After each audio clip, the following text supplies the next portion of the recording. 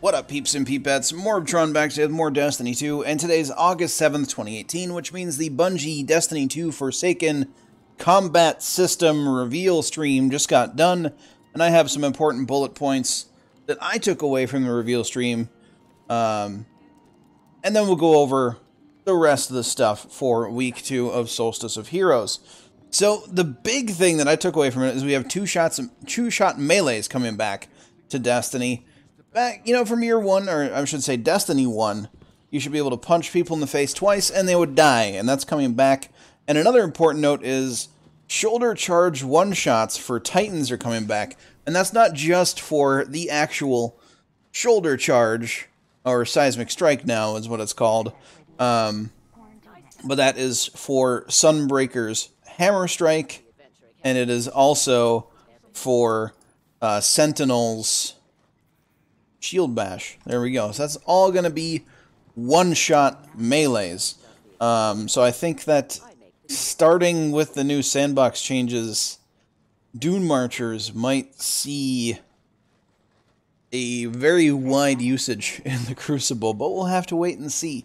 Another thing, shotguns, snipers, fusion rifles, and grenade launchers in the primary-secondary slot will require special ammo. You will get special ammo on respawn in the Crucible, but let's say you're running, a shotgun in your primary or secondary slot being here, secondary slot being here, you will get 2 ammo for a shotgun or a sniper in one of these 2 slots. Not sure on grenade launchers or fusion rifles, because that really wasn't seen in person. They did touch briefly on it, though, that it's about the same.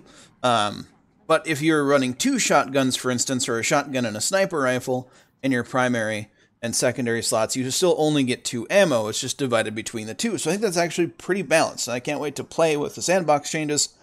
I'm really excited. I hope you all are as well. That's how that sentence should have been said. Time to kill also has overall been greatly reduced, mostly through precision damage. So if someone is aping at you with a shotgun, it's not as terrifying as it is now, where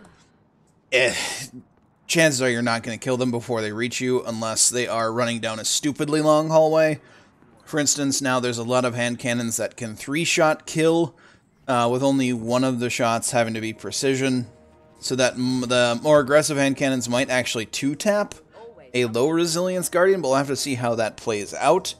All subclass trees have been rebalanced to fit the new Sandbox, meaning that, if a super didn't do as much damage as it should, kind of like Stormcallers, they might be taken out before they're able to close the gap on a target, for instance. Those have been rebalanced. They do a little bit more damage, that sort of thing. Golden Gun's duration has been increased, which has been a needed thing since Destiny 1. So I'm glad to see that that change is finally happening. It'll make Golden Gun a lot more friendly to use, make it easier to get multiple kills with Golden Gun. I think that's fair, and it'll be interesting to see how that balance goes through. Maybe see less Arc Striders or Goldies in the Crucible. Grenades have been made more powerful, but none of them one-shot, so that's nice. We were given confirmation by the development team that fusion grenades and other sticky grenades will not one-shot like they did in Destiny 1. So thank you very much for that, Bungie. That meta was awful at the end of Destiny 1 Year 3. And then weapon and armor mod changes. Gone will be the 5 power increase mods, and instead what they're going to do is they're going to make you do things like cause more damage to bosses, have more in-air accuracy, that sort of thing. There's a plethora of them, so it'll be interesting to see how you do it. But also, you can buy them from Banshee 44, or you're going to be able to, let's say, if I dismantle this inaugural address right now, I wouldn't get this solar damage mod back.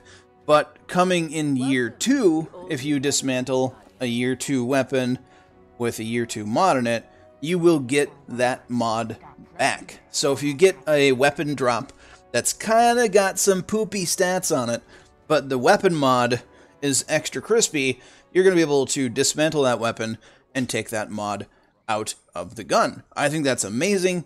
There will also be armor mods, things that will decrease super recharge time, grenades, movement mods, that sort of thing. So it's not just ability mods. We're going to have movement mods, reload mods. It's just more options to choose from to make our builds unique. And that's going to be great. As a side note, Better Devils has been confirmed to be returning as a Year 2 weapon with Year 2 random rolls. Meaning that if you have a Better Devils right now in Year 1, that's still going to stay a Year 1 weapon. But there will be a new weapon called the Better Devils that looks like the current Better Devils that can have the Year 2 system of random rolls and mods and that sort of thing. So I think that's pretty cool. There will be other Year 1 weapons brought back as Year 2 weapons that'll follow that same path where you can't make your Year 1 weapon a Year 2 weapon, just like they did in Destiny 1. The Year 1 weapons got left behind, but they did retool some of the Year 1 weapons and bring them back in Year 2 and beyond. Kind of seeing the same thing here. It's not home yet, but it will be. So, that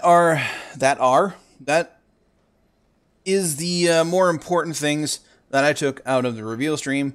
If you think I left anything out, that's what the comment section's for, so people can read them over, that sort of thing. But let's see what Tess has for us this week. And this is going to be a long video, guys, I'm sorry. We have the fishing emote. Pretty neato burrito. I'm pretty sure most of us saw this last week, but you can buy that now. We have the Herald dance. Not really a favorite of mine. Raise the roof. One of my favorite emotes. It's just... there's just so little effort put into your Guardian raising the roof. I don't know, it just amuses me. The Gray Hornet, which is probably the most unique sparrow in the entire game. You sit on it like you're riding a motorcycle. You get on and off of it like you're riding a motorcycle. It's fantastic. And now you don't have to depend on RNG. To get one, you can just buy one for 2,500 Bright Dust.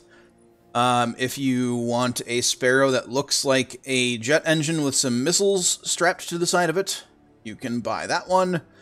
Let's see, we have a soccer ball, baseball, football, basketball, volleyball looking ghost shell, if you want to have a ball ghost shell. We have a more regular looking ghost shell with the spiky things coming off of it, if you want one of those. Again, random rolls. We have the Sudden Squall weapon ornament for the Sturm. Sorry. I'll be waiting to see if I get that from random packages. I'm not really a user of Sturm and Drang, so... Let's see here. We have the Dominus GHAUL effects again this week. If you are a fan of having light wings... We have this Transmat effect, which is a Curse of Osiris Transmat effect. It looks like a more Vex teleportation-y type Transmat effect. I'm not going to try to pronounce that, but it is there if you want it. We have Midnight Talons, which is the current iteration of my Titans shaders. I change them daily, pretty much. I waste a ton of glimmer on that. We have Noble Constant Red, if you like that sort of shader. We have XENOSILVER, what my Titan looked like 2 days ago. And then we have Indigo Matrix, if you want to be shiny teal and shiny purple. And then, of course, we have the regular stuff.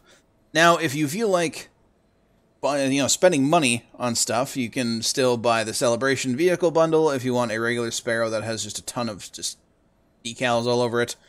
And then we have the Function Given Form Bundle if you want to buy the Suros Regime ornament. It comes with 3 Solstice Engrams, blah-de-blah.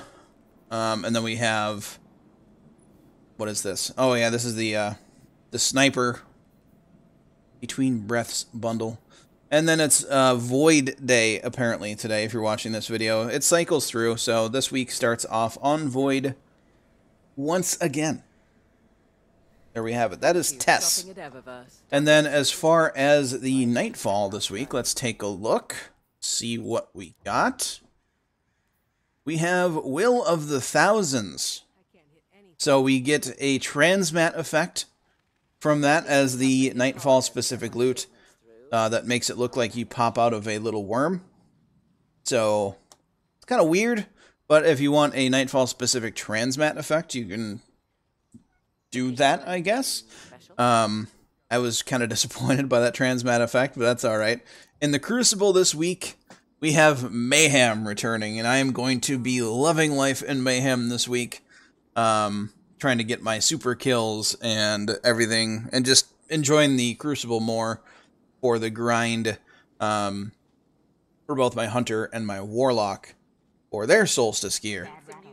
So there we have that. The raid stuff this week, let's take a look.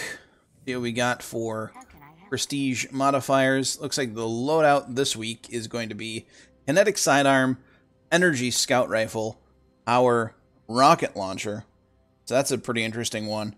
Sidearm Scout Rifle, not very raid-friendly weapons, but at least the Rocket Launcher is not terrible. Then we have Prestige Arsenal. So weapons, again, have no reserve ammo. Emptying the clip of a weapon refills the clips of your holstered weapons. So this is going to be a challenging week, I think, for killing ads and that sort of thing with a sidearm or a scout rifle. Obviously, whatever you point your rocket at and pull the trigger on is going to die, but the sidearm and scout rifle are definitely going to be pretty challenging. We'll see what happens there. If you want my recommendations for that, I would consider using the Last Legion if you have it, just because it's fully auto and isn't a pile of poop on PC. And then I would suggest using something like the Mananan SR4, because it's got explosive rounds and it's a 200 RPM scout rifle. Pretty good. But there you go. As far as the other stuff for this week, the Cade 6 treasure maps and the Flashpoint are on Mars. If you're looking for the Cade 6 treasure map video that was posted before this video, a link to that will be in the description, along with a link to the Bungie reveal stream on YouTube here, if you want to watch the entirety of that. All the informational stuff in the stream is right away, and they kind of go through 2 whole Crucible matches. The whole stream's like an hour and 20 minutes long. Stupid long for the information that they gave us, but oh well. It was at least a little bit entertaining to watch.